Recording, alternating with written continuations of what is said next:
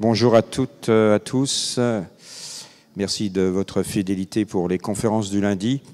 Juste avant d'entrer dans le vif du sujet de la conférence d'aujourd'hui, vous savez qu'au Jardin des Sciences, nous avons encore plein d'autres belles activités.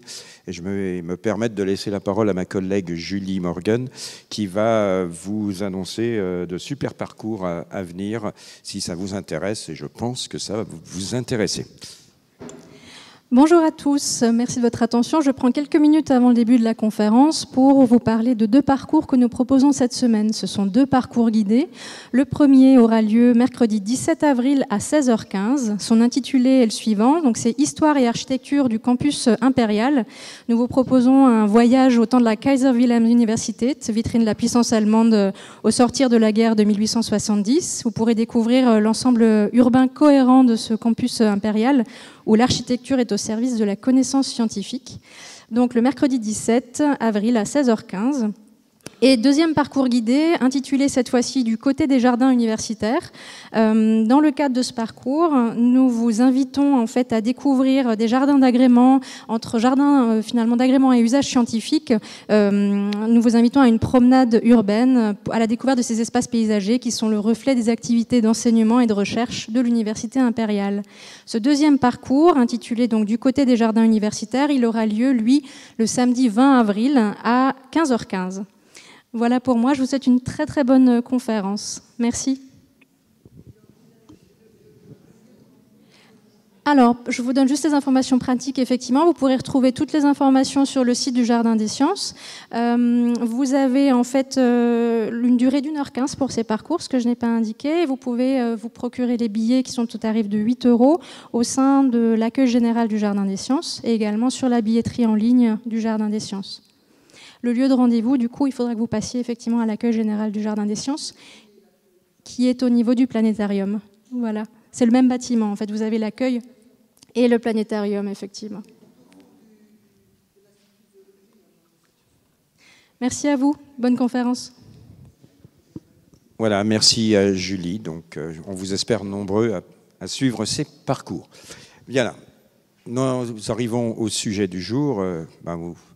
Vous n'êtes pas sans savoir que nous sommes dans notre région, dans le Fossé rhénan, dans une zone dite à risque sismique, quand on pense au tremblement de terre de Bâle en 1356. Mais ces séismes qui nous arrivent comme ça, bon, je suis désolé, on n'en a pas prévu un pile au début de la conférence pour l'instant. Jérôme attend. Et ces séismes font l'objet de beaucoup de mythes et de croyances. Car évidemment, dès que vous avez un phénomène destructeur, cataclysmique, ça fait l'objet de beaucoup de références. Alors vous allez le voir, il y a des références qui sont très très anciennes, des croyances qui se passent en général dans des pays qui sont concernés, comme au Japon. On va vous parler d'un poisson-chat qui est quelque peu remuant. On va vous parler aussi de dragons frémissants. Si vous allez dans les pays scandinaves, eux, ils voient un énorme serpent géant et monstrueux dont la queue entoure la terre et il se mord la queue. Vous voyez. Alors souvent, vous avez vu, c'est un rapport avec la nature, c'est normal, puisqu'on perçoit la Terre comme quelque chose de vivant, donc autant mettre des animaux dans l'histoire. Mais il n'y a pas que ça, il y a plein d'autres croyances. Alors évidemment, tout est bien différent lorsque l'on fait de la recherche sur la sismologie. Et puis, il y a d'autres moments où on peut parler des séismes, c'est les films dits catastrophes. Et là, vous avez toute une série, alors Sant Andreas, Last Day, 10.5 dont va nous parler Jérôme, et on va essayer ensemble cet après-midi de démonter un peu tout ça et de donner corps à la réalité sismique, et pour ça il nous fallait un spécialiste. Donc on a en notre compagnie cet après-midi Jérôme Vergne, que certains d'entre vous connaissent peut-être, parce qu'on le voit de temps en temps à la télévision. Dès qu'il y a un gros séisme, on a pu voir Jérôme intervenir. Jérôme est donc physicien, sismologue. Il est également, encore pour l'instant, directeur adjoint du domaine observatoire, ici à l'École et Observatoire des sciences de la Terre de Strasbourg et de l'UNISTRA. Il est également un spécialiste d'imagerie parce qu'on fait de l'imagerie en sismologie. C'est un petit peu plus complexe que ce qu'on va dire aujourd'hui. Et puis, on s'intéresse aussi à la fois aux tremblements de terre naturels et aux tremblements de terre induits. Il est aussi expert en la matière. Mais Jérôme va nous quitter. Donc, pour l'instant, ça va être la dernière conférence sur site. A priori, il va rejoindre la Martinique, parce que vous savez que la Martinique, il y a aussi un volcan célèbre, la montagne Pelée, donc il y a un observatoire. Et il va s'occuper de cet observatoire pour ne rien vous cacher. Je lui laisse donc la parole. Ensuite, bien sûr, vous pourrez faire part de toutes vos questions. Voilà, bon après-midi. Merci. Bonjour à tous, et puis merci beaucoup Jean-Yves là pour cette introduction. C'est bien, tu m'as fait toute l'introduction, donc je vais pouvoir enchaîner directement. Bon, en tout cas, merci à tous d'être venus nombreux à cette conférence du lundi après-midi. C'est très agréable pour moi de venir parler un petit peu de ce qu'on fait à l'École et Observatoire des sciences de la Terre autour des séismes. Et puis, comme l'a dit Jean-Yves, on va l'aborder cet après-midi d'une manière peut-être un petit peu plus légère que ce qu'on peut faire habituellement. Donc vous savez évidemment que, comme l'a dit Jean-Yves, les séismes sont quand même un phénomène un peu mystérieux qui au mieux interloque quand on en ressent un, au pire sont au cœur de tragédies humaines extrêmement importantes. En tout cas, ils ont un pouvoir narratif assez fort qui a été repris par le cinéma depuis assez longtemps, et notamment par l'industrie hollywoodienne. Et donc l'idée, en effet, de cet après-midi, c'est, à travers quelques très brefs extraits d'un ensemble de films hollywoodiens assez récents, d'essayer à la fois de déconstruire peut-être un certain nombre de visions qu'on a autour des séismes, mais c'est aussi le moment d'essayer de vous montrer où on en est sur nos certitudes et nos incertitudes concernant cette science qui est au cœur d'une partie des activités de l'Université de Strasbourg. Voilà. Alors peut-être pour commencer quelques visions un peu historiques autour des séismes. Donc, séismes sont ressentis depuis, évidemment, tout un ensemble de sociétés depuis extrêmement longtemps, et sont au cœur de tout un ensemble de mythes, je dirais même presque de cosmogonie. Donc, voilà, pour commencer, vous avez ici, vous l'avez reconnu, Poséidon. Donc Poséidon, dont l'épithète est celui qui fait trembler la terre. En fait, quand Poséidon est énervé, en colère, en particulier contre Athéna, eh ben, il va bouger son trident, et c'est le mouvement de ce trident qui va générer un certain nombre, qui va générer des mouvements de la Terre qu'on appelle des tremblements de terre. Jean-Yves en a un petit peu parlé avant, mais si on va vers d'autres sociétés, en particulier des sociétés orientales, là on a toute une cosmogonie autour, en fait, du fait que la Terre se déplace dans l'univers sur le dos d'une tortue, et plus particulièrement, notamment en Inde, la Terre, elle reposerait sur, alors suivant les représentations, 4 ou 8 éléphants qui sont sur le dos de la tortue et qui portent la Terre. Évidemment, c'est lourd, donc de temps en temps, il bouge un petit peu, et c'est ça qui génère les tremblements de terre à la surface du globe. Et puis le dernier exemple, pour introduire ça, une vision de la période Edo au Japon. Vous avez peut-être déjà vu ce type d'estampe japonaise, où là est représenté un poisson-chat géant, alors qui s'appelle Namazu. Alors suivant les représentations, ça peut être un dragon. D'autres fois, c'est un poisson-chat qui porte les îles du Japon, et quand il frémit, il génère des tremblements de terre. Et pour limiter ces tremblements de terre, voilà, il y a un dieu là qui est représenté ici, qui est le dieu Kashima, et qui, pour empêcher ce poisson-chat de bouger, lui maintient une pierre sur la tête, et malheureusement, de temps en temps, il oublie de tenir la pierre, et le poisson-chat peut bouger et génère des tremblements de terre. Et ces roches-là, vous pouvez en trouver dans certains lieux au Japon, avec tout un ensemble d'écriteaux. Certaines mentionnent même des dates historiques avec des tsunamis générés par ces tremblements de terre, et sont utilisés, en tout cas dans l'histoire, comme des marqueurs du passé sismique de la région et des hauteurs maximales atteintes par les tsunamis. Alors dans nos sociétés, on va dire plus occidentales, évidemment très marquées par le christianisme, les séismes sont souvent considérés, ou étaient considérés en tout cas, comme un marqueur de la colère divine. Là, vous avez une allégorie, une représentation en tout cas des dégâts de la ville de Lisbonne après un séisme majeur qui s'est produit en 1755, dont on estime qu'il aurait fait à peu près 100 000 morts.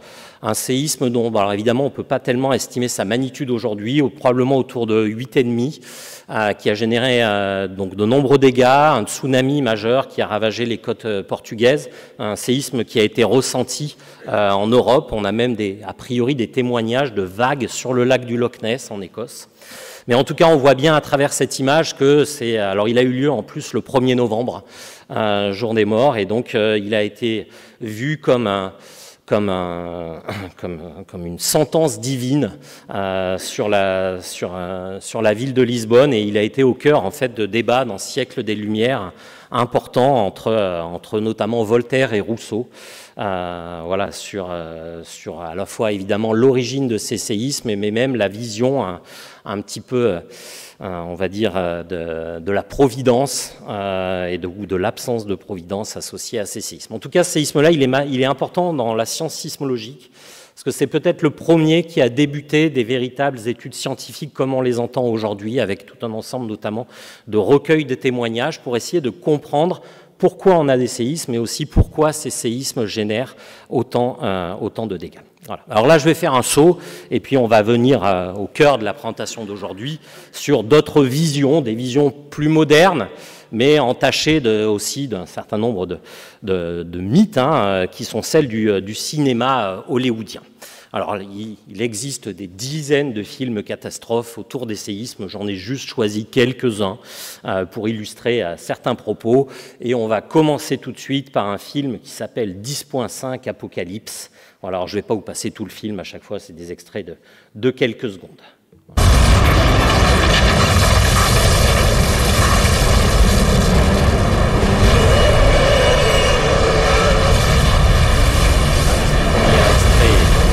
Typique de ce qu'on voit dans tous ces films, vous allez voir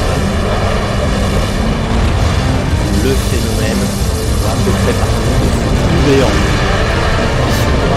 Là, la mer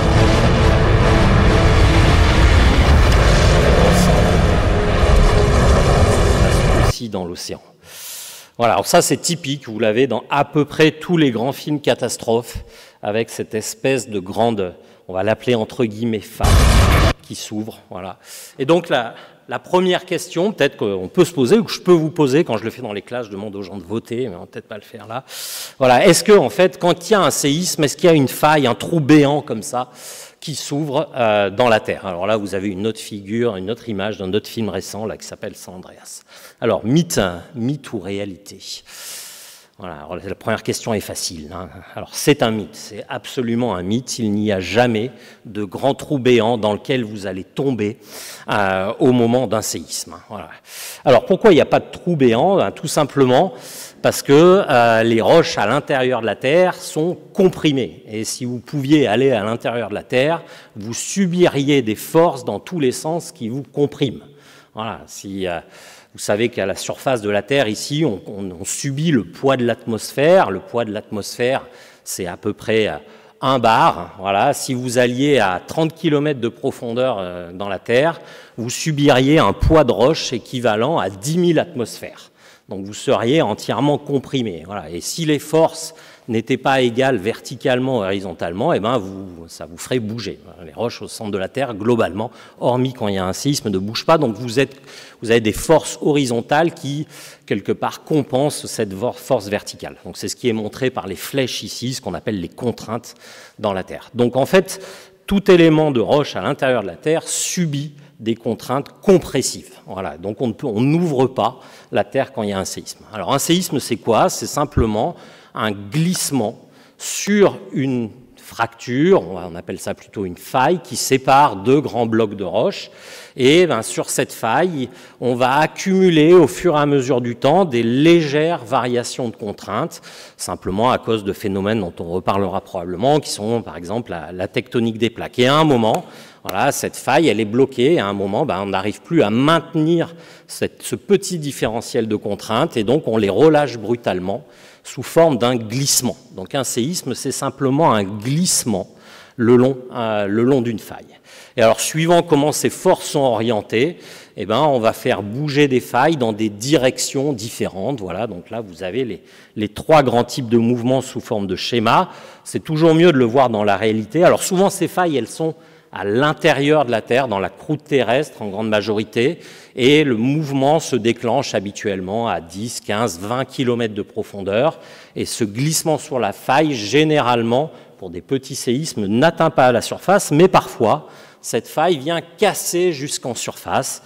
Et donc là, vous avez un exemple d'un séisme qu'on appelle en décrochement, c'est-à-dire que vous avez des mouvements horizontaux des blocs les uns par rapport aux autres. C'est un séisme qui a eu lieu il y a presque une dizaine d'années en Nouvelle-Zélande, le séisme de Kaikoura, magnitude presque 8, on reviendra sur les magnitudes après, et là on voit bien l'effet du décalage, du glissement des blocs des uns par rapport aux autres. Alors j'ai pas de pointeur, mais vous voyez assez bien la maison avec la route sur le côté à droite qui a été décalée ici de 5 mètres.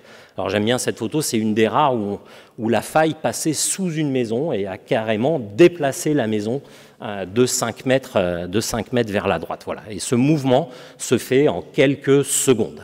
Vous voyez, vous avez des petites fissures qui s'ouvrent, mais pas de grands trous béants, c'est un glissement de part et d'autre.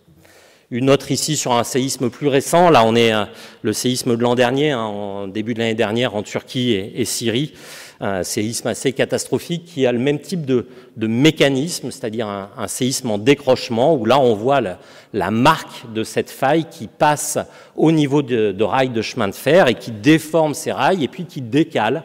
Voilà, on le voit peut-être pas bien sur la figure, mais cette ligne de chemin de fer a été décalée de quelques mètres.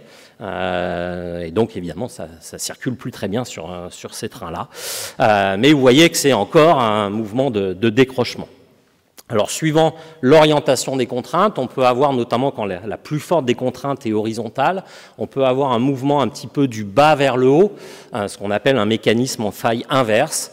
Et là, vous avez un exemple qui est d'une photo que j'avais prise suite à un séisme en Chine, séisme de Sichuan en 2008. Voilà, vous êtes dans une cour d'école. Avant, la cour d'école était bien plate, bien horizontale, évidemment, et vous voyez toute la partie gauche avec cet immeuble.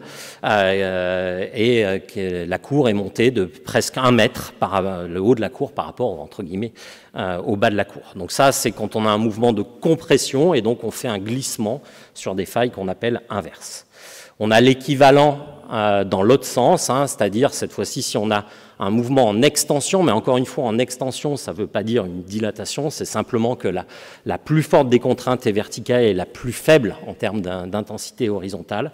Et donc là on a un bloc qui va descendre par rapport à un autre le long d'une faille. Un exemple ici sur un séisme en Italie, séisme de magnitude 6, où vous voyez en fait toute cette zone un peu blanche sur le flanc de montagne était en fait sous terre quelque part avant le séisme, et on a eu un glissement qui s'est produit avec un décalage.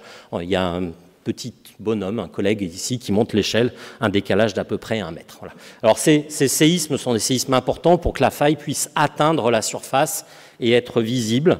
Voilà. Si j'avais fait la conférence il y a quelques années, je vous ai dit on n'en a aucun exemple en France métropolitaine, et puis on a eu un séisme en 2019, on reparlera de l'année 2019, le 11 novembre 2019 en Ardèche, le séisme du Teil. Voilà, on est à une magnitude 5, et alors c'est ténu, je suis d'accord, c'est pas hyper impressionnant, mais si vous regardez la photo de gauche, voilà, qui est une petite route, on voit une petite fissure au milieu, et on a un léger décalage vertical de l'ordre de 10 cm. Vous avez ici, là, le seul exemple de séisme récent, on va dire, c'est-à-dire des 100 dernières années en France, qui a atteint la surface, voilà, donc avec une rupture de surface de l'ordre de quelques centimètres. Donc vous voyez qu'on a des petits, globalement, déplacements et jamais d'ouverture importante. Deuxième petit extrait, on reste sur le même film, c'est la fin de la bande-annonce, en fait, toujours 10.5. Mr. President, there's been an earthquake. One quake. The quake opened up the fault line. Starts a chain reaction. How much time do you think we have? We're down to days. That can't be stopped. How big do you think this quake could be? It could take out the California coastline. We're getting activity all over California. Kim Delaney and Beau Bridges head an all-star cast. I'm authorizing the evacuation of the entire West Coast.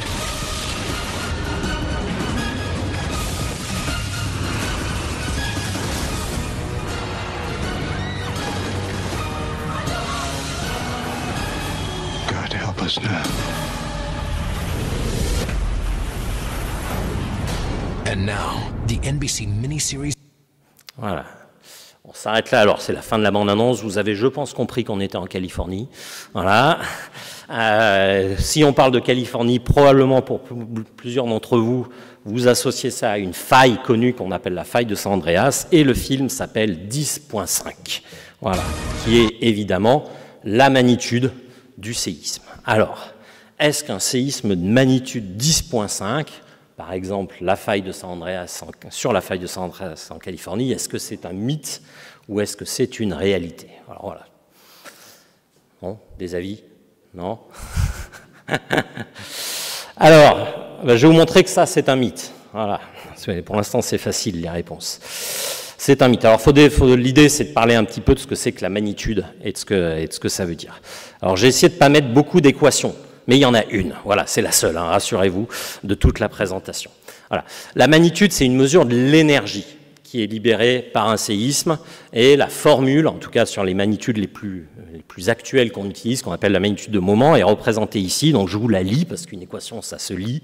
La magnitude, c'est 2/3 du logarithme de mu SD, où mu, c'est une constante qu'on appelle le module de cisaillement. S, c'est la surface de la faille qui va rompre, hein, ouais, si vous prenez un rectangle, c'est la surface.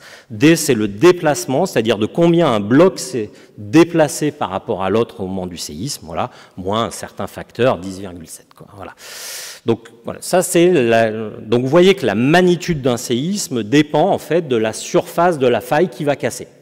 Plus la faille a une surface importante, alors vu que voilà, les grands séismes, on va dire, vont casser quasiment l'essentiel de la croûte, 30 km. Au bout d'un moment, en fait, la hauteur de la faille ne change plus, c'est la longueur qui va changer. Donc, globalement, vous pouvez dire que la magnitude, elle est proportionnelle à la longueur de la faille qui va rompre. Et alors, cette relation, elle marche très bien. Voilà, je vous donne un exemple de la littérature. Alors, j'ai essayé de ne pas mettre trop de graphiques, mais celui-là, je trouve, est assez parlant. Vous avez sur l'axe des ordonnées, donc verticalement, la magnitude, et puis sur l'axe des horizontales, hein, des abscisses, vous avez la longueur de la faille. Alors attention, pour ceux qui sont un peu scientifiques, c'est une échelle logarithmique, hein, qui est représentée là. Donc vous voyez par exemple qu'un séisme de magnitude 6, c'est une faille qui va faire à peu près 20 km de long.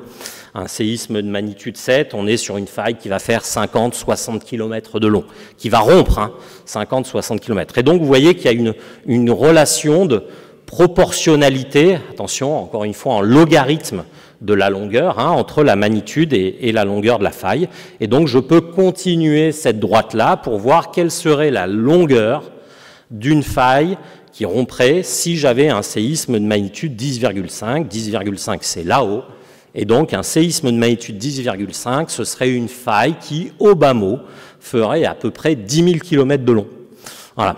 10 000 km de long, c'est tout le tour de l'océan Pacifique, globalement, quoi. Voilà. Et donc, on n'a aucun séisme qui a cassé tout le long du Pacifique. En tout cas, 10 000 km, c'est nettement plus grand que la faille de San Andreas, qui fait 1300 km de long. Donc, jamais vous ne pourrez avoir un séisme de magnitude 10,5 sur uniquement, on va dire, la faille de San Andreas, et d'une manière générale, jamais vous ne pourrez avoir sur Terre de séisme de magnitude 10,5. Voilà, donc ça, c'était un mauvais titre, ou en tout cas, ce n'était pas un titre scientifiquement correct. Mais vous en avez d'autres, de films comme ça. Il y en a même un qui s'appelle, alors ils sont un peu plus bas, en disant plus scientifique, qui s'appelle 10.0, Earthquake. Alors, est-ce qu'on pourrait avoir sur Terre un séisme de magnitude 10 ? Voilà, je reprends mon petit schéma d'avant. Séisme de magnitude 10, ce serait équivalent à une faille qui fait 5000 km de long. Alors là, 5000 km de long, ça pourrait être envisageable. Je vous le montre sur la droite. Ça correspondrait en une seule fois, un seul séisme, à rompre une faille qui irait du sud de l'Amérique du Sud jusqu'à l'Amérique centrale en une seule fois. Globalement, là, vous avez à peu près 5000 km. Voilà. Alors, ça, on ne l'a jamais observé. On ne l'a jamais observé. C'est une des régions les plus sismiques du monde. On a tout le temps des séismes extrêmement importants. Vous avez sur la droite ici, chaque petit figuré rouge, c'est un séisme majeur du dernier siècle sur la côte ouest de l'Amérique du Sud. Vous voyez, ils ont des tailles différentes, parce qu'encore une fois, la taille dépend de la longueur de rupture, la magnitude dépend de la longueur de rupture. Et là, vous avez le plus fort séisme jamais enregistré par des instruments modernes, il est tout en bas. C'est un séisme qui a eu lieu en 1960 au sud du Chili, de magnitude 9,5 et dont on estime que la longueur de la faille qui a rompu est de 1000 à 1500 km à peu près. Plutôt à peu près en accord avec l'échelle que vous avez à gauche. Voilà, donc on n'a pas d'évidence, en tout cas dans l'histoire récente, qu'il y ait eu un séisme qui a rompu en une seule fois toute cette bordure ouest. Ça se fait plutôt en morceaux, si vous voulez, et si on cumule l'énergie de tous ces séismes, on a à peu près l'énergie d'un séisme de magnitude 10. Voilà. Alors s'il avait lieu, ça bougerait énormément. Je ne sais pas si vous avez une idée de combien de temps ça dure, un séisme, mais ce séisme de magnitude 9,5 au Chili, le temps que ça prend pour casser cette faille, hein, ce n'est pas instantané, ça démarre à un point et puis ça se propage. La vitesse à laquelle se propage cette rupture, comme quand on déchire une feuille de papier, c'est à peu près 3 km par seconde. Donc là, s'il fallait rompre 5000 km, ça prendrait 28 minutes. Ça veut dire que ça bougerait pendant 28 minutes. Voilà, c'est long. Pour ceux qui ont déjà senti un séisme de magnitude 7, ça bouge pendant 20 secondes. 30 secondes, et c'est déjà une éternité quand on le vit, quoi. Donc voilà, ce serait évidemment assez catastrophique d'un point de vue dégâts générés et puis durée de la rupture. Voilà. Mais si ça se produisait, c'est pas complètement impossible, tous les combien de temps est-ce qu'on aurait un magnitude 10, est-ce qu'on l'aurait peut-être loupé? Alors pour avoir ça, on peut se baser sur une loi semi-empirique qu'on utilise énormément en sismologie, qui est une loi de puissance. En fait, c'est très simple, hein. Vous prenez tous les séismes qu'il y a eu sur Terre, tous ceux qu'on a pu mesurer globalement, on va dire depuis le début du siècle, et puis vous comptez pour une tranche de magnitude combien il y en a eu, quoi. Voilà. Donc si vous prenez tous les séismes sur Terre, depuis le début du XXe siècle, c'est ce qui est représenté à gauche, vous avez eu à peu près 10 000 séismes de magnitude 4. Vous en avez eu à peu près 1000 de magnitude 5. Vous en avez eu 100 de magnitude 6. Vous en avez eu 10 de magnitude 7. C'est un nombre par an, j'aurais dû le dire. Ouais. Et vous avez à peu près un séisme de magnitude 8 par an. Et vous voyez que tout ça s'aligne sur une droite quasi parfaite, de pente -1. Ça a longtemps interloqué les sismologues, et en fait c'est des lois qu'on appelle des lois de puissance qu'on retrouve dans plein de domaines de la physique et qui sont typiques de ce qu'on appelle des systèmes critiques auto-organisés. Voilà, un exemple de ça, c'est à droite, peut-être que vous avez déjà joué sur la plage à ça, ou avec un tas de riz, ça c'est moins commun, hein, mais vous lâchez des grains de sable ou des grains de riz, et puis ça fait ce cône, là, voilà, et puis de temps en temps, le système s'effondre un petit peu, quoi. Voilà. Souvent, ça s'effondre un tout petit peu, et de temps en temps, si vous regardez, vous avez un grand glissement, quoi. Mais on ne revient jamais au tas de riz tout plat. On reste toujours dans cette forme un peu conique, proche de cet état critique. Voilà. Et ça, c'est probablement ce qu'il y a derrière les séismes. On est au niveau de ces failles, on est probablement dans un système de criticalité auto-organisé, où on est toujours proche du point de rupture. Souvent, on va faire des petits glissements et de temps en temps, ça va dégénérer et on va faire un grand glissement. Voilà. Alors cette loi-là, elle est intéressante parce qu'elle s'applique à toutes les échelles et elle est à la base de la plupart des systèmes de prédiction-prévision, j'en reparlerai un peu après, en tout cas d'estimation de l'aléa sismique à un endroit. Si vous mettez des réseaux de capteurs en Alsace, voilà, je ne parle que de sismicité naturelle, vous enregistrez des petits séismes en fait, et vous faites cette loi-là, vous pourrez dire statistiquement tous les combien de temps est-ce qu'il y aura un séisme de magnitude 6 en Alsace. Voilà. Globalement, si vous faites l'exercice, vous tombez pour l'Alsace 1 tous les 1000 à 10 000 ans pour un magnitude 6. Quoi. Voilà. Voilà. Et donc, si on peut faire ça à l'échelle du globe, on peut continuer cette courbe et on arriver à tous les combien de temps sur Terre, on devrait observer un magnitude 10, c'est mon point d'interrogation. Et donc, vous voyez qu'on arrive à 0,01 séisme de magnitude 10 par an, c'est-à-dire, statistiquement, on devrait avoir un magnitude 10 tous les 100 ans. Voilà. Et là, clairement, c'est pas le cas. On l'aurait vu. On a quand même 1000 ans, on va dire, minimum d'histoire écrite globalement à la surface de la Terre. S'il y avait eu un séisme de magnitude 10 dans les derniers 1000 ans, on aurait eu un témoignage ou des marqueurs géologiques de ça. On n'en a pas. Ça veut dire que cette loi physique, à un moment, elle s'arrête. Et elle est limitée probablement par la taille des failles qui peuvent rompre en une fois, et très probablement qu'on ne peut pas dépasser en gros 9,5, 9,6 sur Terre. Hop, allez, nouveau petit extrait. Pareil, c'est des bandes annonces, je ne précise pas tous les films. Ah. With over 7 million people, 11,000 taxicabs, and the world's biggest and ouais, le son passe pas bien, c'est pas grave, il faut juste voir les images, il faut juste comprendre où on est. The city that never sleeps is in for the shock of its life. Hallmark Entertainment presents a groundbreaking video event. Voilà. Alors pour les jeunes, vous reconnaîtrez peut-être pas la ville, elle a un peu changé. Voilà, on retrouve toujours les mêmes marqueurs, évidemment. Alors là, on pourrait parler, est-ce qu'on peut tenir debout ou pas pendant un séisme? On pourra l'évoquer pendant les questions, si vous voulez. Voilà. Bon, en fait, il faut voir le titre à la fin, c'est tout.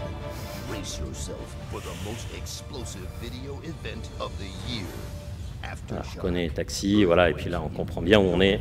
Voilà, donc ce film s'appelle Aftershock. Hop. Earthquake in New York. Alors, est-ce qu'un séisme à New York, qui pourrait détruire New York, est-ce que c'est un mythe ou une réalité? Voilà, vaste question. Alors, je vais essayer de répondre, mais là, je vais commencer une réponse de scientifique, de normand, quoi. On ne sait pas. Voilà. Donc, c'est pas si simple. Alors, on pourrait se dire que non. On pourrait se dire que non, parce que peut-être certains d'entre vous le savent. Ici, vous avez une représentation de la sismicité sur le globe terrestre depuis 1900. Et on voit que cette sismicité, elle se concentre dans des zones très particulières, qui sont les limites entre les plaques tectoniques à la surface de la Terre, en disant globalement que sur Terre, on a des plaques rigides, vous vous rappelez sans doute de ça, qui bougent les unes par rapport aux autres. Et ces mouvements, ils se produisent à la limite entre ces plaques étant rigides, et que donc globalement, les séismes sont à la limite des plaques, et pas au milieu des plaques. Voilà, il se trouve que New York est au milieu d'une plaque tectonique, donc qui est la plaque nord-américaine. Donc vous voyez, on n'a pas de séisme. Alors, pas de séisme, c'est pas tout à fait vrai. Et regardez un peu, alors là c'est un zoom en haut à gauche, là, alors les petits points blancs, c'est tous les séismes connus depuis le début du XXe siècle au nord-est des États-Unis. Plus le point est petit, plus le séisme est petit. Voilà. Et donc vous voyez quelques points blancs, donc il y a quelques séismes, mais finalement je l'ai rajouté parce que le dernier en date, il est récent, en fait il date d'il y a un peu plus d'une semaine. Le 5 avril dernier, on en a peut-être entendu parler, en tout cas les médias américains en ont énormément parlé, ça a eu lieu, ça a été en direct sur toutes les chaînes américaines. On a eu un séisme de magnitude 4,8, vous avez une petite vidéo en bas, du mouvement au niveau de la Statue de la Liberté, elle n'est pas tombée, là on est quand même sur des séismes faibles.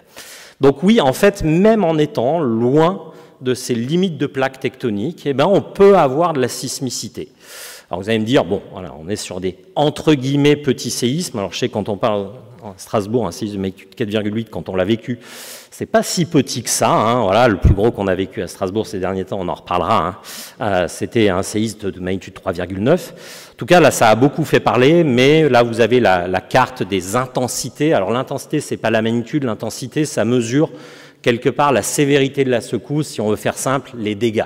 Voilà, tant que vous êtes dans les bleus, c'est-à-dire des intensités inférieures à 5, globalement, vous n'avez pas de dégâts sur les constructions et donc pas de risque majeur, en tout cas de pertes humaines. Au-delà de 5-6, c'est ce qu'on appelle le réveil du dormeur, et là, vous commencez à avoir des chutes de cheminée qui peuvent évidemment blesser ou tuer des gens, quoi. Là, on est resté sur des intensités 4 à 5. C'est d'ailleurs le séisme pour lequel, de l'histoire de la sismologie, on a eu le plus de témoignages. On a près de 100 000 personnes qui ont témoigné sur l'application américaine là, de l'USGS pour ce séisme-là.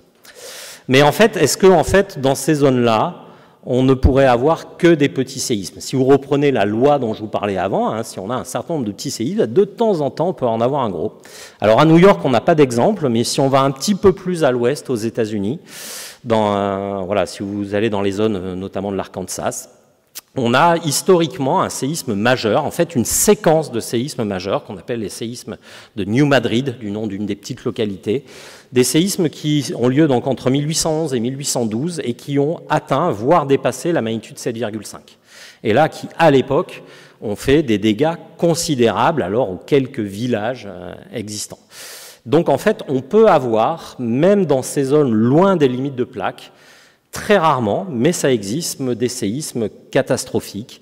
Et ça, c'est une des questions encore non résolues en sismologie. Pourquoi est-ce qu'alors qu'on est loin de ces limites de plaque, pourquoi on génère encore des séismes? Alors on trouve les coupables, on va dire, c'est-à-dire on arrive à voir qu'il y a des failles en profondeur et que ces séismes ont lieu sur des failles, mais ces failles, pourquoi est-ce qu'elles ont accumulé des contraintes alors qu'elles sont loin des limites de plaque, et pourquoi est-ce qu'elles les relâchent à un moment, et globalement, parfois sous la forme de grands séismes. Donc je ne peux pas vous donner la réponse, mais c'est un des champs de recherche aujourd'hui importants, et qui est important pour l'aléa sismique, parce qu'entre guillemets, si vous êtes au Japon, savoir la probabilité d'un séisme de magnitude 7, vu qu'il y a tout le temps des séismes, c'est relativement facile avec la loi que je vous ai montrée. Quand vous êtes dans un endroit où il y a très peu de sismicité, c'est très dur d'estimer quelle est la probabilité d'avoir un séisme destructeur. Et c'est un cas qui se pose chez nous en France, où globalement on est loin des limites de plaque. La grande limite de plaque tectonique, elle est au nord du Maghreb, elle sépare la plaque européenne de la plaque Afrique, et la limite est globalement au niveau de la chaîne de l'Atlas, et puis un peu en mer au niveau de l'Algérie. Et donc on est relativement loin de cette limite de plaque.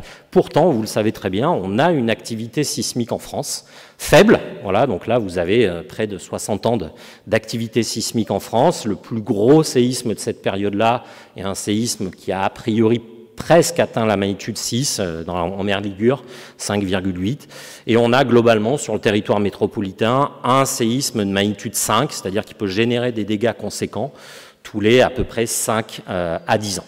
Et on se pose des questions, pourquoi est-ce qu'on a cette organisation de la sismicité, en particulier toute la zone du massif armoricain, du massif central, vous voyez, qui crépite en continu. On sait qu'on a des failles anciennes qui ont plus de 300 millions d'années, mais il y a une vraie question de pourquoi ces failles continuent à bouger aujourd'hui, et donc potentiellement pourraient générer des séismes. On estime que les plus grandes failles en France pourraient générer des séismes de magnitude 7, mais on n'a aucune idée de la vraie récurrence de ces tremblements de terre, parce que cette loi dont je vous parlais avant manque de fort séisme. Hop. Allez, il faut que j'accélère un petit peu. Alors celui-là, je vais aller vite, mais j'adore cet extrait. Voilà, c'est un séisme qui s'appelle Megafault.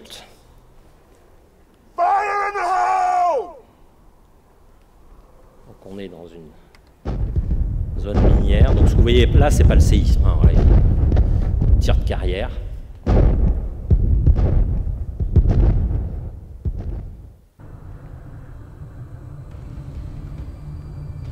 En fait, on se doute de ce qui va se passer.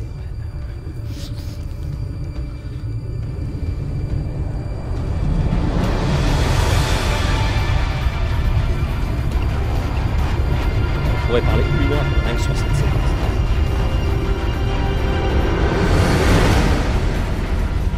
Mr. Jessen, I need you to get your team out of the drop zone. Get them out of the zone now. Get them out of the zone now. Boomer, come again? The ground is not steady!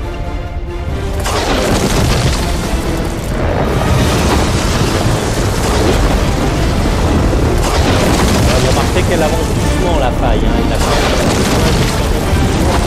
3 km par seconde, hein, normalement, à peu près, quoi. Vitesse de tour. Voilà, vous imaginez qui s'en va par la suite. Voilà, et puis évidemment, il va y avoir un énorme séisme, ils vont lâcher des bombes nucléaires, ça va arrêter le séisme, etc., etc. Voilà. Mais la question, c'est que voilà, ce séisme a l'air de démarrer au moment où il y a une opération minière dans une carrière. Alors, est-ce que des séismes peuvent être déclenchés par les hommes ou pas? Alors, voilà, ce diaporama, je le fais un peu partout en France. Généralement, les gens me disent « Ah non, c'est une bêtise, c'est un mythe. » quoi. Voilà. Évidemment, quand j'en parle à Strasbourg, vous êtes globalement au courant qu'on est dans la réalité. Là. Voilà. Donc oui, Les activités humaines peuvent déclencher des séismes, soyons clairs là-dessus. C'est ce qu'on appelle la sismicité induite, et donc je me permets d'aller un petit peu vite ici, vu que je vais l'illustrer après. En fait, pourquoi l'homme peut générer des séismes ou de quelle manière? C'est que simplement, vous avez compris, un séisme, c'est une rupture sur une faille qui est liée à une variation des forces, des contraintes qui s'appliquent sur cette faille. Si une activité humaine modifie ces forces en profondeur, à quelques kilomètres de profondeur, eh ben on peut tout d'un coup relâcher ces contraintes et générer un séisme. Et on peut modifier les contraintes à l'intérieur de la croûte terrestre avec tout un ensemble d'activités, soit en injectant de l'eau en profondeur, on réduit ce qu'on appelle la contrainte effective, c'est-à-dire l'eau pousse un peu et réduit la contrainte qui bloque la faille, soit en enlevant de la masse en surface de la Terre, et donc si on enlève de la masse, on enlève de la contrainte en profondeur, ou au contraire en chargeant à la surface de la Terre, par exemple sur un barrage. Voilà, je vous illustre ça avec 3 exemples. Alors l'exemple de l'injection, je pense que vous le connaissez globalement bien ici à Strasbourg. Voilà, donc je vous rappelle encore une fois cette séquence de séismes qu'on a connue dans l'Eurométropole de Strasbourg depuis mi-2019. Alors je le rappelle ou je l'indique, parce que je sais qu'il y a des jeunes au fond qui les ont peut-être pas vécus. Voilà, où on a eu donc tout un épisode sismique. Voilà, assez particulier, on pourrait y revenir si vous avez des questions, hein, en 2 essaims, mais à proximité d'un site de géothermie profonde où, pendant une phase de test, il y a eu des injections d'eau en volume extrêmement important en profondeur et où on a fait rejouer une faille naturelle, hein, c'est-à-dire on a fait un glissement sur une faille qui existait déjà, qui était chargée, proche de la criticalité, et donc on a fait jouer et qui a généré le plus gros de ces séismes était de magnitude 3,9, et vous avez la carte des intensités à droite avec quelques dégâts ou légers dégâts aux constructions. Voilà. Mais on était malgré tout sur des séismes de magnitude relativement faible, eu égard à ce que je vous ai montré avant. Est-ce qu'on peut avoir plus gros ? Ben, peut-être. Voilà, si vous vous rappelez de cette image à droite, je vous l'ai déjà montré, c'est ce fameux séisme en Ardèche, qui a eu lieu justement le 11 novembre 2019, la veille du premier séisme ressenti à Strasbourg. Il n'y a aucun lien entre les deux, contrairement à ce que certaines personnalités politiques strasbourgeoises ont pu annoncer à un moment, aucun lien entre les deux.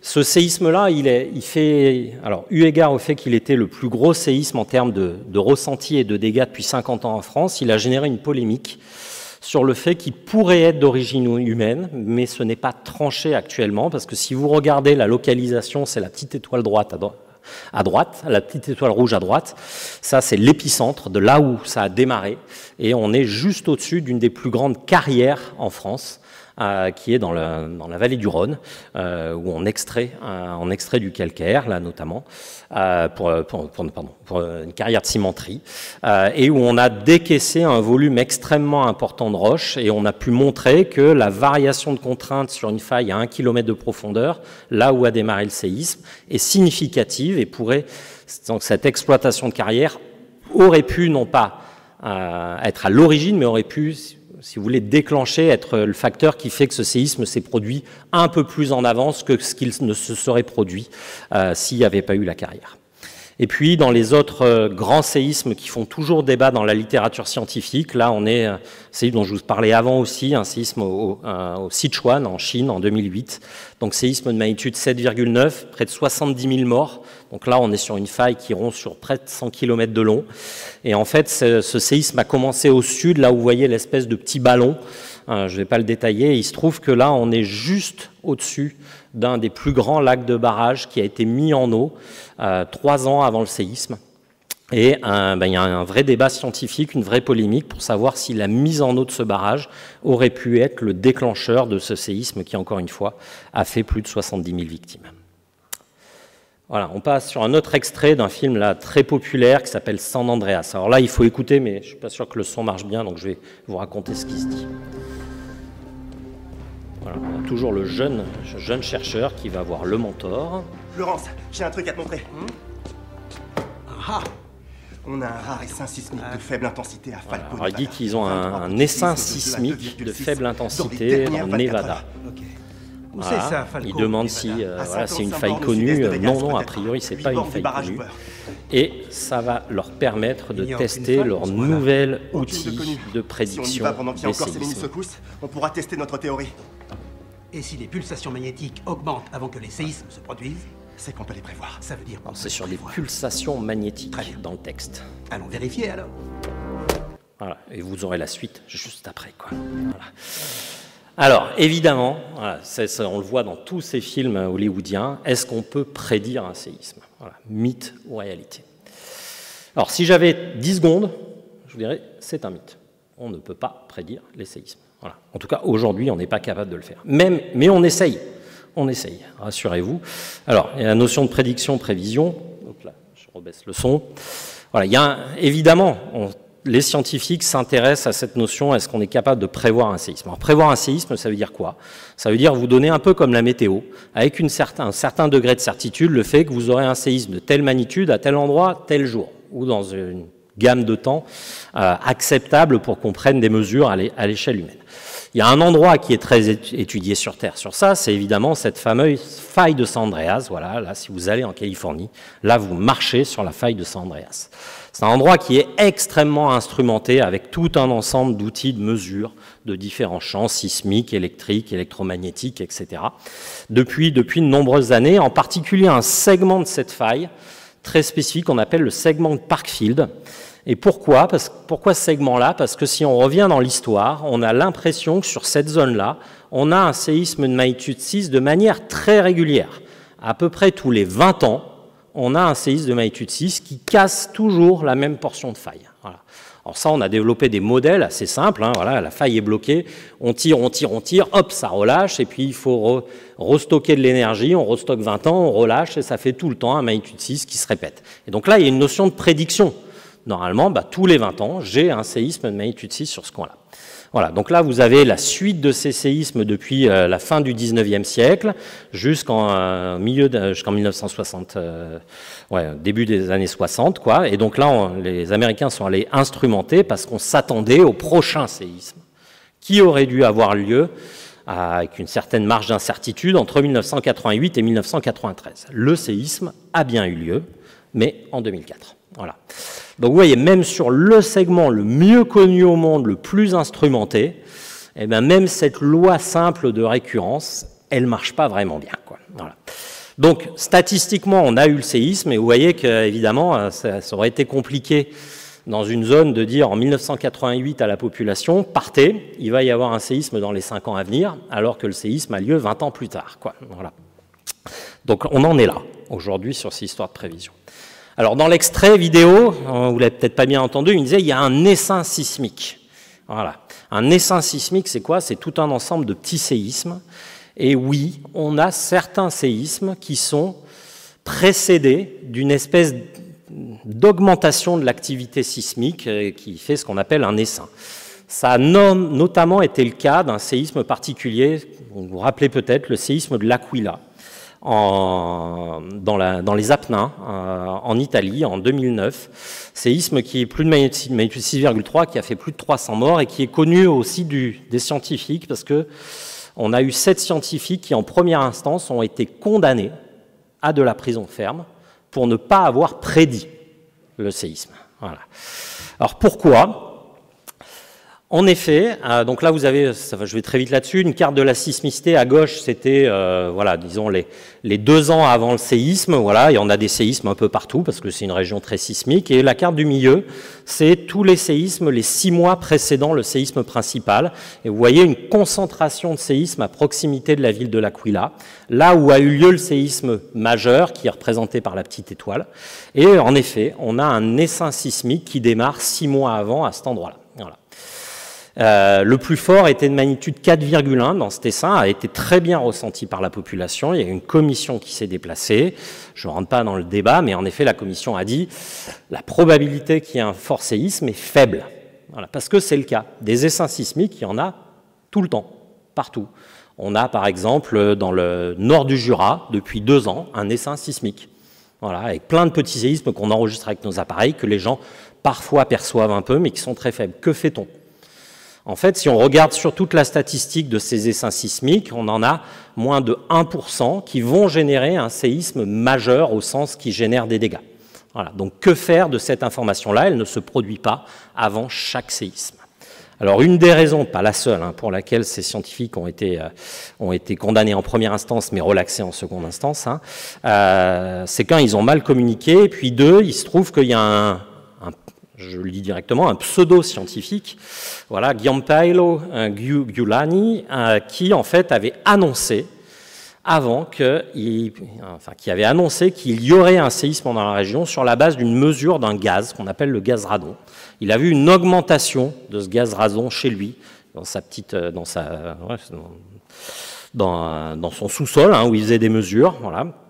Il a annoncé qu'il y aurait un séisme, ça c'était le 29 mars, et il y a eu en effet un séisme important, mais loin, à 50 km. Voilà, donc on est en dehors de la zone qui a réellement rompu plus tard. Et puis le lendemain du séisme majeur, il a annoncé que oui, sur ces enregistrements, vous le voyez là, ne le cherchez pas sur Internet, il a disparu depuis, vous avez un petit pic la veille au soir de cette concentration du gaz radon. Et donc évidemment, on dit, mais alors, il y avait des méthodes pour prédire et vous ne nous l'avez pas dit.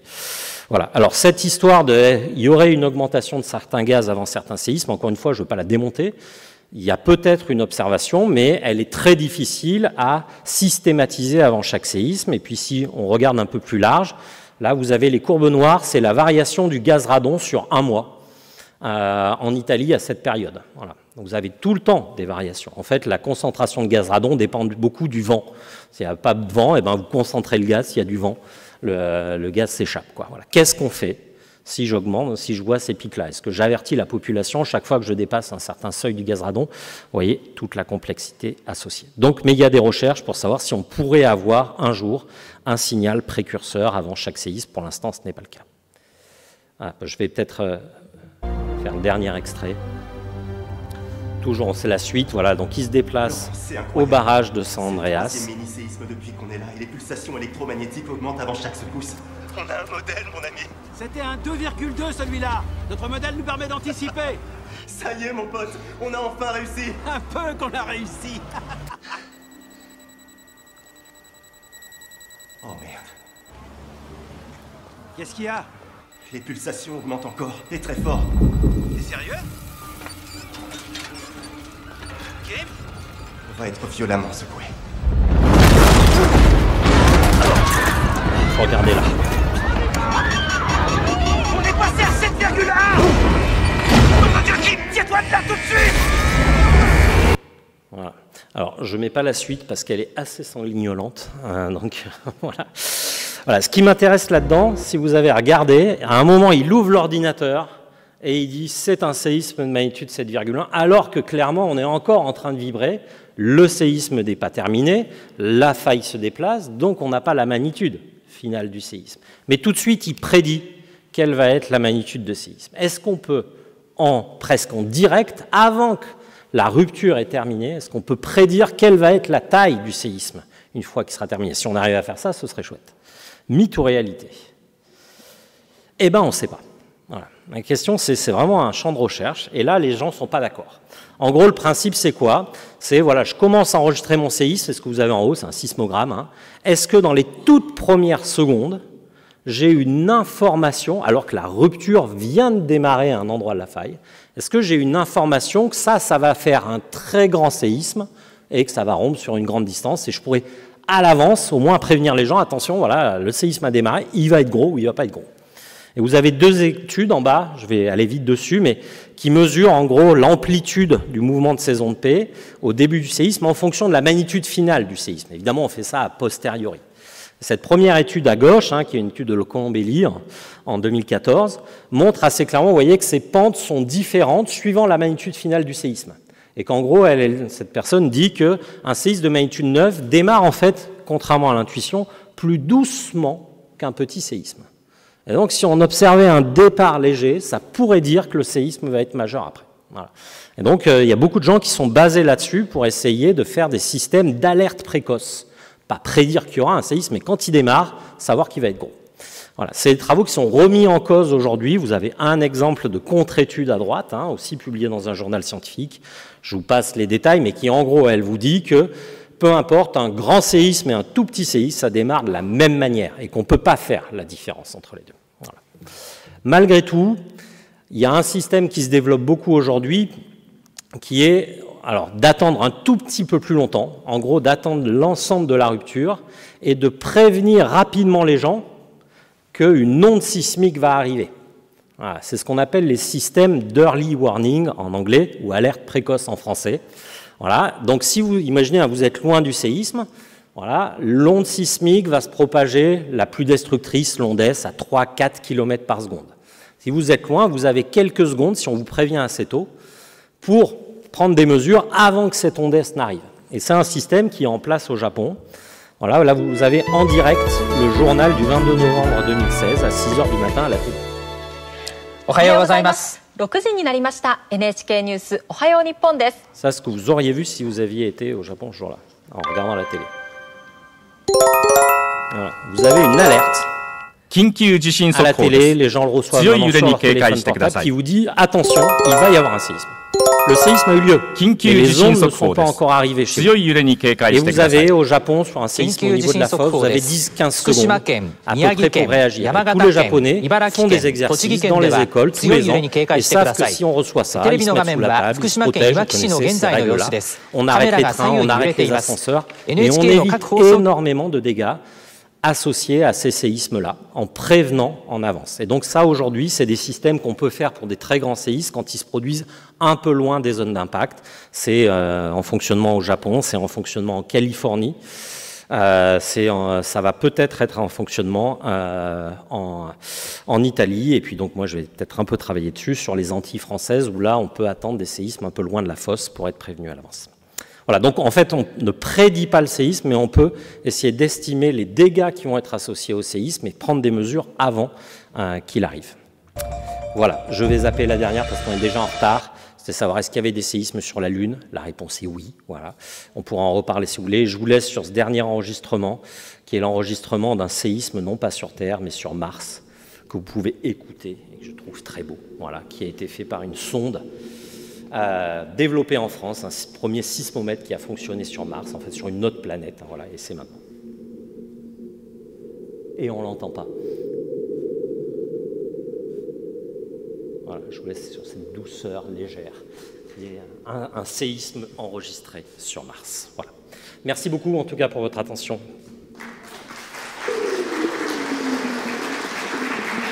Bien, merci Jérôme. Si tu le veux bien, parce que je sais qu'il y a nos collégiens, s'il y a une question parmi les collégiens, parce qu'ils vont juste partir un peu urgemment. Il y en a une chez les jeunes. C'est toujours intéressant d'avoir des questions de la jeunesse. Personne? Non? Personne? Bon, alors personne. On passe aux adultes alors. Voilà. Qui a des questions dans la salle? Je suis plus près, je pense. Oui, vous avez parlé de sismicité induite, avec un lac par exemple. Alors ma question c'est, avec les réchauffements climatiques actuels, les glaces qui fondent d'un côté, l'océan qui se réchauffe et la densité qui change de l'autre côté, est-ce qu'il pourrait y avoir, avec ces phénomènes-là, une modification de la sismicité? Alors, toujours pareil, si je dois faire une réponse rapide, parce qu'on pose souvent la question, une réponse rapide c'est de dire que non, statistiquement, on n'a pas d'effet majeur, visible, d'augmentation de la sismicité qui pourrait être associé à un réchauffement climatique. La raison principale, elle est que pourquoi est-ce qu'on a des séismes sur Terre? Globalement, on a des séismes parce qu'on a une tectonique des plaques, c'est ce que je vous disais, et le moteur de la tectonique des plaques, ce qui fait bouger les plaques en surface, c'est le fait que la Terre perd sa chaleur interne. Donc on est sur un processus interne. Voilà, typiquement, hein, voilà, sur tout un ensemble d'autres planètes du système solaire, on n'a plus de suffisamment de chaleur interne à extraire et donc on n'a plus de mouvements convectifs dans le manteau qui font quelque part bouger ces plaques à la surface. Donc l'origine principale des séismes, elle est liée à une libération de la chaleur interne de la Terre. Voilà. Alors après, si on va un peu plus dans les détails, dans certaines zones, on peut avoir un léger effet, mais encore une fois, j'insiste, c'est un léger effet de variation externe sur la sismicité. Une des origines, vous vous rappelez la carte de la sismicité de la France que je montrais tout à l'heure, je vous disais on se questionne pourquoi est-ce qu'on a des séismes en Bretagne, par exemple. Une des hypothèses, c'est qu'une hypothèse parmi d'autres, c'est que cette sismicité qui a lieu sur des failles très anciennes, elle serait liée en fait à la dernière déglaciation. C'est-à-dire, vous savez, il y a 15-20 000 ans, on avait un petit peu plus peut-être, une grosse calotte glaciaire, glaciation de Würm dans le nord de l'Europe, qui couvrait d'une épaisseur de glace presque au sud de l'Angleterre, sur 2 km d'épaisseur de glace partout. Cette glace a fondu, et donc on a relâché, il y avait un poids qui a appuyé sur la Terre, et on a enlevé ce poids, et donc alors c'est pas la croûte, ce qu'on appelle la lithosphère terrestre, la première couche de la Terre, en fait est élastique et est en train de rebondir. Mais elle rebondit lentement, à des échelles de temps de quelques milliers, dizaines de milliers d'années. Et donc c'est peut-être en fait cette déglaciation qui expliquerait en partie cette sismicité qu'on a à cet endroit-là. Voilà. On a quelques exemples de petits séismes, notamment en Suisse, quelques études qui semblent dire qu'après des très forts épisodes de pluie, on a un peu de sismicité. Mais je suis en train de parler de séismes mineurs que vous ne ressentez pas. Si on prend des statistiques globales des grands séismes à la surface de la Terre qui relâchent l'essentiel de l'énergie, eux, ils ne sont pas liés à ces problématiques climatiques, c'est vraiment du relâchement de la chaleur interne. Donc, modulo ce petit effet, non.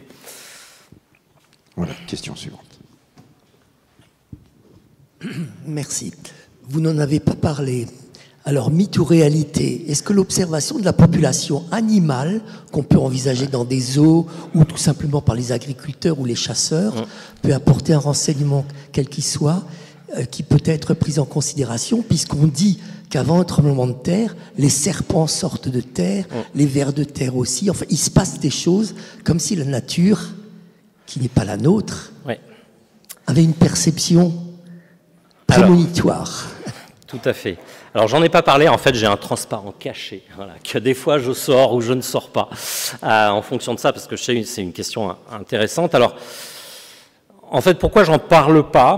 C'est parce que j'ai relu hier, ne serait-ce que ce papier-là, justement en préparant, une étude récente qui a fait une méta-analyse. Donc, vous savez, souvent en science, on fait des analyses sur un cas particulier, puis on a des articles dont le but est de prendre toutes les études et de faire une analyse globale pour savoir s'il y a un effet ou pas réel.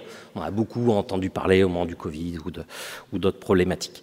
Clairement, cette méta-analyse, qui pour moi est la première du type, qui a étudié 150 études scientifiques ou pseudo-scientifiques qui indiqueraient un ressenti de certains animaux avant un séisme.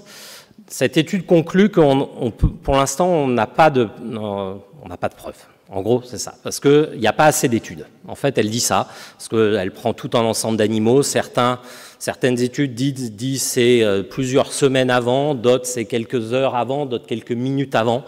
Donc, on n'a pas assez d'études. Alors, qu'est-ce que je peux dire là-dessus? Voilà. Peut-être, voilà, moi, je n'ai pas observé ça, je ne l'étudie pas, donc je ne peux pas en dire plus. Je peux me questionner sur les causes. Qu'est-ce qui ferait qu'un animal ressentirait quelque chose que nous, humains, on ne peut pas sentir? Alors la première chose, c'est qu'on est des très mauvais capteurs sismiques, nous les humains. Voilà. Et que ça, par contre, c'est avéré, on a tout un ensemble d'animaux qui sont des très bons capteurs sismiques. Les éléphants, par exemple, un de leurs modes de communication, c'est avec des ondes sismiques, c'est avec des vibrations du sol. Ils tapent de leurs pieds et ils perçoivent les vibrations à travers les coussinets de leurs grosses pattes. Et ils peuvent communiquer sur des distances de plusieurs kilomètres à dizaines de kilomètres, comme ça, quoi. Donc en fait, ils ont des pieds qui sont des vrais capteurs sismiques. Voilà. Il y a tout un ensemble d'autres animaux qui ont, a priori, les serpents ont cette capacité de réaction à des vibrations. Donc ça peut être une explication, mais c'est pas qui... Voilà, j'élucubre un petit peu, évidemment. C'est pas qui prédire un séisme avant qu'il ait lieu, c'est qu'il serait capable de ressentir les premières vibrations que nous, on ne ressent pas. Et là, il y a plein de vidéos sur Internet, vous tapez chat séisme ou chien séisme, et vous verrez des caméras à l'intérieur des maisons, vous voyez l'animal qui bouge dans tous les sens, et après, vous voyez la maison bouger, quelques secondes après. En fait, clairement, l'animal ressent la première onde qui arrive, qu'on appelle l'onde P, qui, nous, on la ressent généralement pas, on ressent la seconde qui fait plutôt du cisaillement, qui est l'onde S. Il y a quelques secondes. Donc ce seraient des très bons capteurs. C'est une des hypothèses qu'on a indiquées pour expliquer pourquoi, au moment du séisme de Sumatra, ça a été observé, les éléphants, globalement, en Indonésie, sont montés en altitude. Et ils auraient probablement ressenti le séisme. Alors, je ne suis pas du tout écologue ou biologiste, il y a peut-être quelque chose d'inné ou d'acquis, que quand il y a une vibration du sol, ils se mettent en hauteur pour éviter le risque du tsunami qui vient derrière, quoi. Voilà. Donc, clairement, des animaux sont des très bons capteurs des vibrations sismiques. On peut imaginer que certains animaux pourraient ressentir certains des éventuels signaux précurseurs qui avancent certains séismes. Les Chinois ont beaucoup travaillé là-dessus. Moi, j'ai travaillé en Chine, ça m'a surpris la première fois où je suis allé là-bas.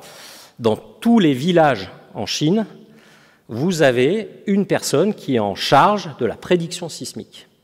En fait, c'est un agriculteur, quelqu'un du village, et qui a une cage avec des oiseaux et qui est censé recueillir les avis de la population s'il y a un phénomène particulier. Les Chinois ont mis ça en place dans les années 70. Et ils étaient très très fiers de leur système, puisque ça a, selon eux, permis de prédire un séisme, alors j'ai perdu son nom, c'était en 1975, séisme de magnitude presque 8, où on a averti la population qu'il y aurait un séisme. Je pourrais rentrer dans l'histoire, voilà, quelques jours avant. Alors il se trouve qu'en fait, il y a eu un essaim sismique. Les gens ont eu peur et sont sortis et ont dormi dehors. En pratique, c'est ça qui s'est passé. Mais on a évité des dégâts majeurs, quoi. Le gouvernement chinois a évidemment beaucoup communiqué là-dessus. Et voilà, pour rasseoir un petit peu peut-être les idées là-dessus, l'année d'après, évidemment, ce système fonctionnait dans toute la Chine. 1976, séisme de Tangshan, 800 000 morts, a priori. Probablement le séisme le plus catastrophique. Le système fonctionnait, là, clairement, avec des gens partout. On n'a eu aucun signal clair d'animaux. Donc peut-être qu'il y a des signaux précurseurs qui ont lieu avant certains séismes. Le gaz radon, j'en parlais, on peut avoir peut-être des animaux qui vont être sensibles à ce gaz-là et que nous, on n'est pas sensible. Mais on n'a pas encore le système précurseur avant chaque événement. Donc même si on avait ces observations, clairement, la littérature nous montre qu'on n'a pas les mêmes observations avant chaque séisme. Voilà. Mais il y a des pistes de travail, il y a un peu, pas beaucoup, mais il y a un peu de littérature scientifique sur le sujet. Désolé, la réponse était longue, mais je sais qu'on pose souvent la question. Bonjour, merci pour votre conférence. Et je voudrais savoir quelle est la contribution qu'il y a actuellement le GPS ou le système satellitaire pour la prédiction éventuelle des séismes.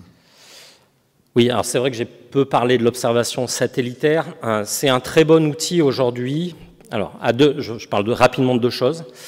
Le positionnement satellitaire, on va dire, tel que vous le connaissez de manière commune, voilà, sur vos téléphones, dans vos voitures, dit GPS, voilà, qui aujourd'hui sur d'autres constellations, est extrêmement utile pour connaître les vitesses de déplacement de ces plaques tectoniques.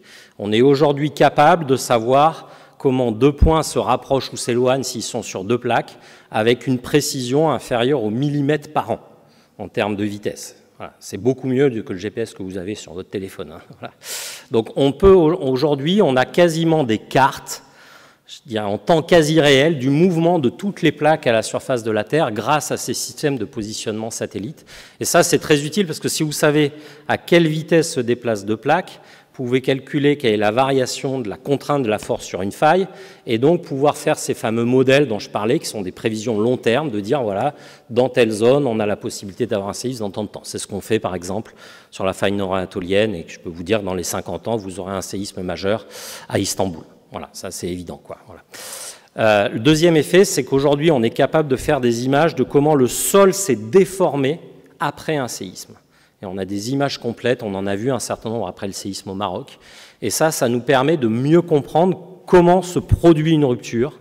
Et on arrive quasiment à avoir des images dynamiques presque aujourd'hui de comment le sol peut bouger au moment d'un séisme, quoi. Donc c'est très utile pour la compréhension du phénomène. Pour l'instant, il n'y a pas d'utilité, voilà, il n'y a pas de signaux clairs qui montrent des effets préalable, on va dire. Il y a des travaux qui travaillent sur la ionosphère, c'est-à-dire le contenu en électrons de la couche qui est à 50 km dans l'atmosphère, qui sont étudiés à partir des signaux satellitaires. Il y a quelques gens qui voient si on observerait des choses ou pas avant dans cette couche-là. Pour l'instant, il n'y a pas de validation scientifique de ça. Question suivante. J'allais poser la question sur les animaux, mais c'est déjà fait. Une autre question, enfin, c'est peut-être une anecdote.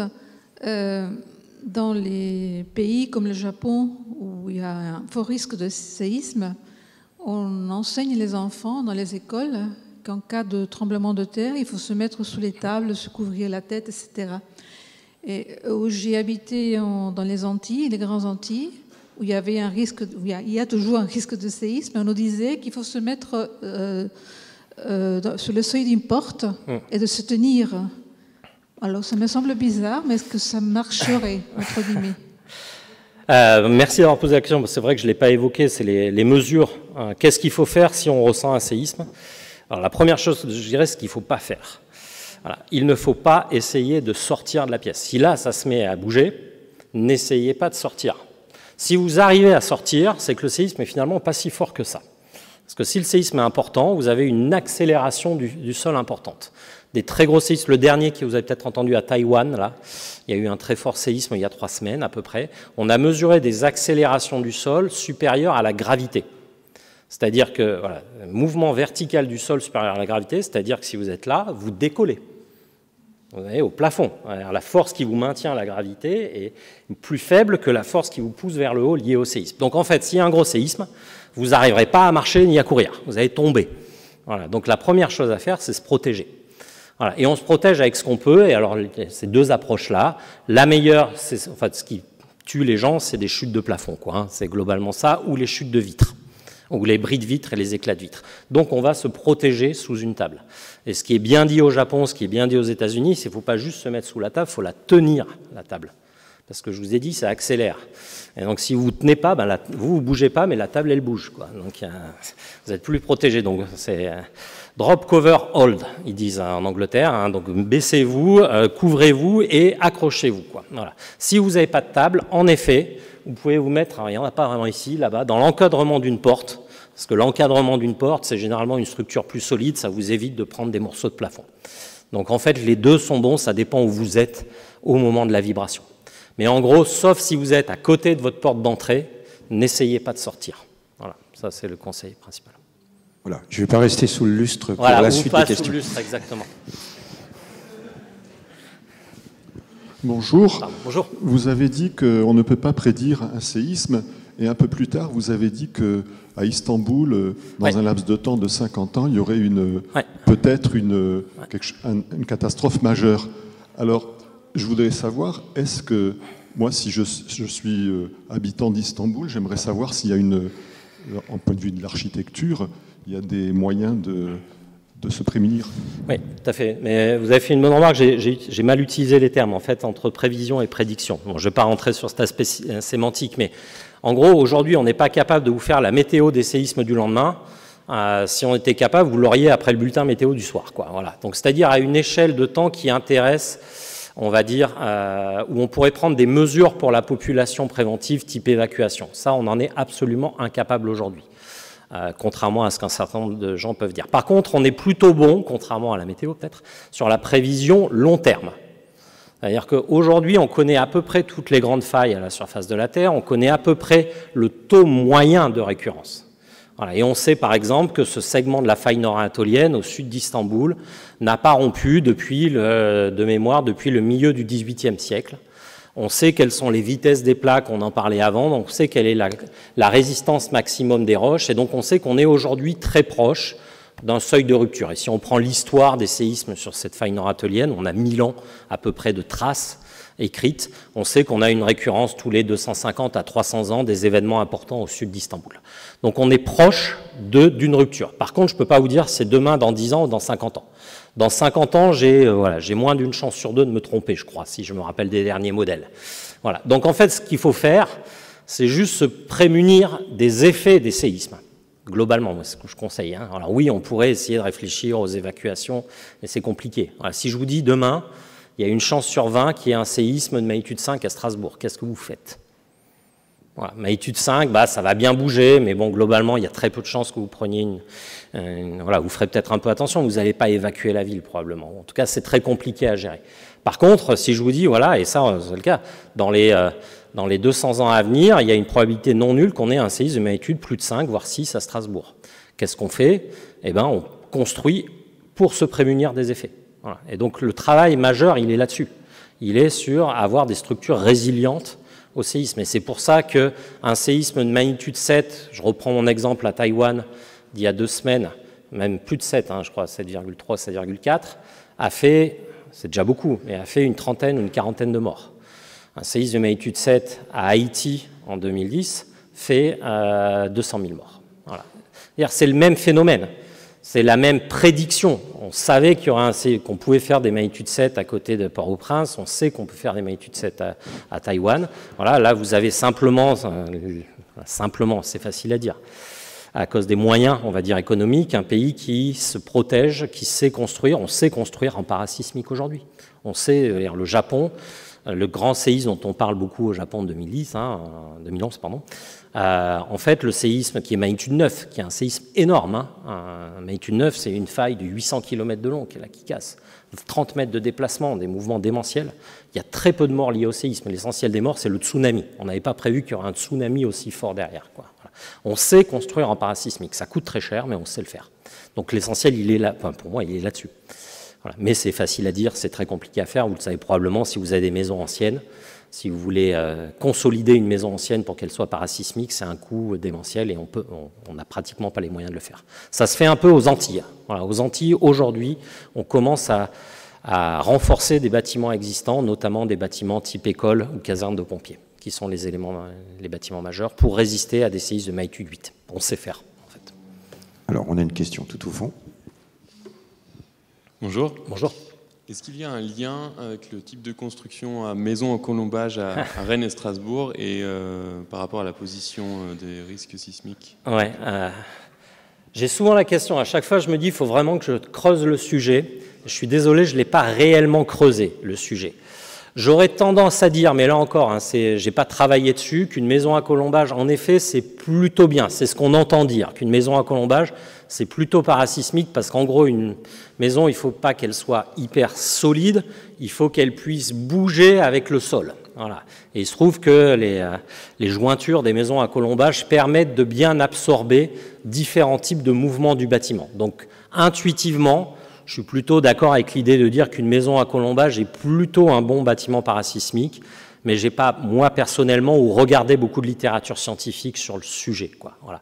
Mais globalement, oui, quand on construit un bâtiment parasismique, pour ça qu'on ferraille le béton, c'est simplement que la ferraille peut subir de la torsion que le béton ne supporte pas, et donc c'est la torsion de la ferraille qui permet de maintenir le bâtiment en place, quoi. Donc on essaye de faire que le bâtiment soit flexible, en fait, c'est ça qui compte, quoi. Je ne sais pas si ça répond à votre question, mais malheureusement, je travaillerai le sujet. Voilà. Merci beaucoup. Du coup, on va y aller avec la classe de l'école. Merci beaucoup. Voilà, merci. D'autres questions? Qui a une autre question? Personne?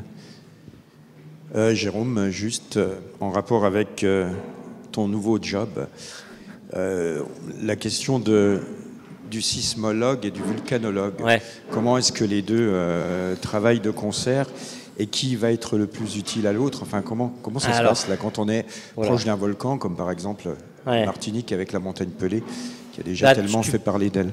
Tu peux me lancer sur des heures de discussion, mais bon, pour faire court, je dirais deux choses. D'une part, l'aléa volcanique, je simplifie à outrance, mais l'aléa volcanique, contrairement à l'aléa sismique, là, on dispose aujourd'hui d'outils de prédiction très bien validés, globalement. C'est-à-dire, pour la très grande majorité des éruptions éruptives, on a tout un ensemble de signaux précurseurs qui nous permettent d'alerter suffisamment en avance les populations de l'imminence d'un risque volcanique. On a encore du mal à définir suffisamment à l'avance quelle va être l'intensité du phénomène volcanique.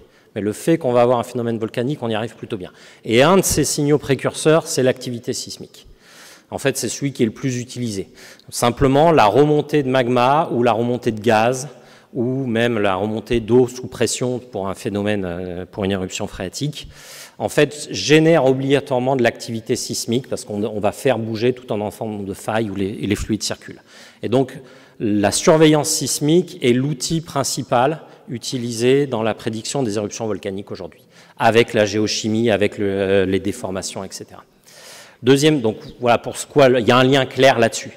Là où le lien est moins clair, où commence à y avoir des travaux de recherche, c'est sur l'interaction qu'il y aurait entre un grand séisme et une éruption volcanique. Est-ce qu'un grand séisme peut générer une éruption volcanique ou est-ce qu'une éruption volcanique pourrait avancer la date d'un grand séisme? Et là, il y a assez peu, il y a quelques travaux, mais oui, il y a quelques simili-preuves qu'au moins les grands séismes peuvent être à l'origine d'un changement dans le réservoir magmatique, en fait, en permettant des mélanges de magma. Et c'est avec simplement la vibration liée aux ondes, et ces mélanges de magma permettent des dégazages et pourraient générer des éruptions volcaniques. Donc là, il y a un vrai champ de recherche sur le lien entre ces deux types d'aléas, clairement. Voilà, donc il y a du travail. D'autres questions? Oui, Justine. Oui, excusez-moi, encore une autre.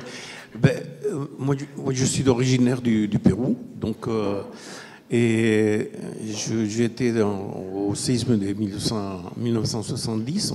Je pouvais presque pas marcher, justement, à cause du mouvement. Et donc, après, il y a eu des gens qui disaient qu'il y avait des lueurs, comme des coups de tonnerre, pas des tonnerres, mais surtout des flashs à l'horizon. Est-ce qu'il y a une explication? J'ai entendu ça pour plusieurs grands sismes. Alors c'est pareil, c'est pas un sujet que j'ai beaucoup fouillé. En tout cas, oui. Alors il y a quelques témoignages de avant un séisme, là qui pour moi je connais pas assez, donc on va en parler parmi ces fameux signaux précurseurs. Après, il y a en effet beaucoup de témoignages de lueurs dans le ciel après certains types de séismes. On pense que c'est lié à un changement de densité électronique dans la ionosphère. C'est un peu ce que j'expliquais avant. Qui peut, voilà, et en fait, c'est dynamiquement l'onde sismique qui se propage dans la Terre, elle se propage dans l'air aussi, elle vient comprimer les électrons dans la ionosphère et elle pourrait générer des lueurs qui ressemblent à des aurores boréales. D'après ce que j'ai lu, mais je n'ai pas étudié le sujet, clairement. Voilà, ouais. Il y a madame.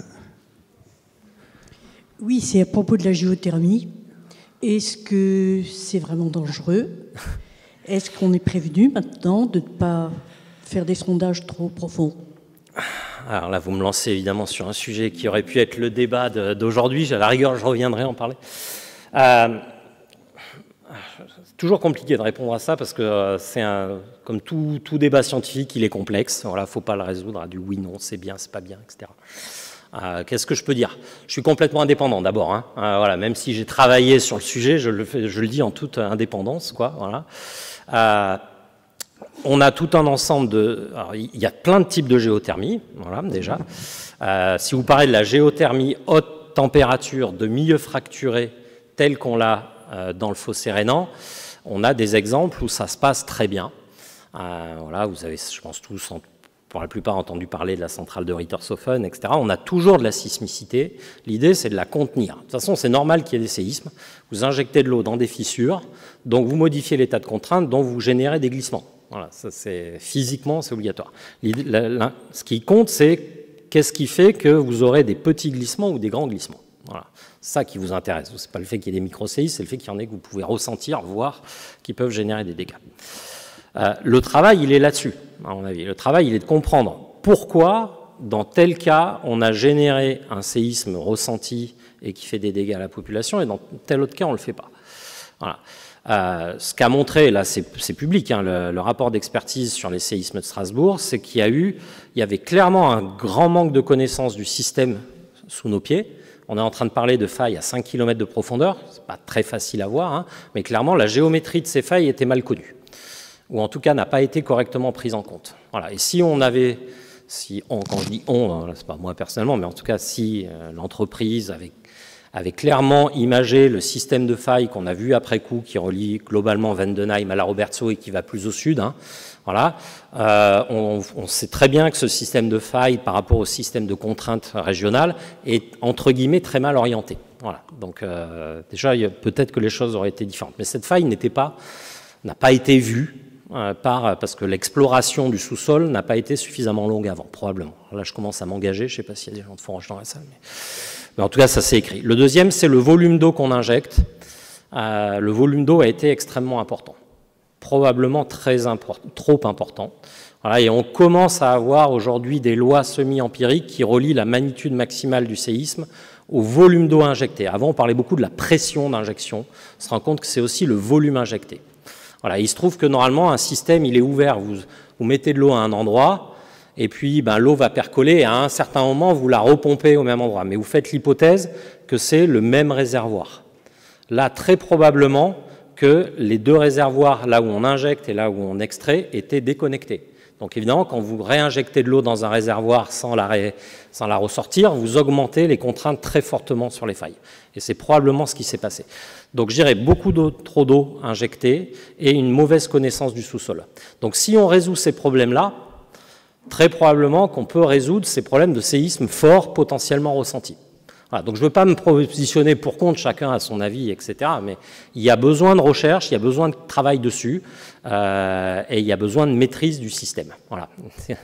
Une fois qu'on maîtrise un système, on en maîtrise une partie, en tout cas des risques. Clairement, tout n'était pas maîtrisé sur ce qui s'est passé dans le nord de l'Alsace.